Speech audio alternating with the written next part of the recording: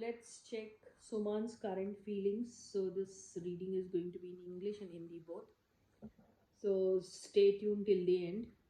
So Suman's current feelings. How are they feeling currently? So it's Three of Wands. Okay. Queen of Cups. Oh my God. Queen of Swords. Okay. The Wheel of Fortune. Death card. Okay. Knight of Cups and the Hermit.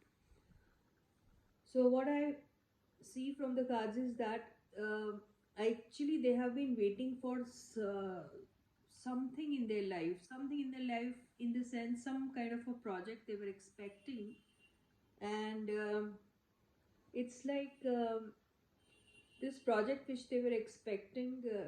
It's been there in their mind for quite a long time, and quite a long time now, and that uh, arrival of this project is definitely going to change their fate. This is what I get, and there's somebody in their life who's kind of going to be demanding them to be in discipline, and there are certain things in their lives. Maybe if you talking about them, both of them, how are they feeling towards each other, something, in that case there's somebody who's trying to tell them that it's time to shed all the old energies and bring the transformation in yourself in order to see that the past mistakes which you have been doing, you are not repeating it, and you're trying something new in your life where you can also expect lot of new projects coming in your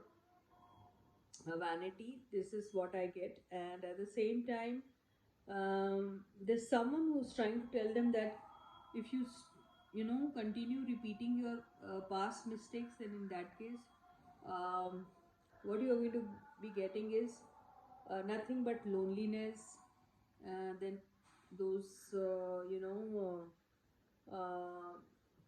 those failures again, and then nothing but to repent on all those things. This is what you're going to be getting. So stop harping on the old things, stop harping on the past, and start something new. And there's this lady who's also trying to tell them to be in discipline.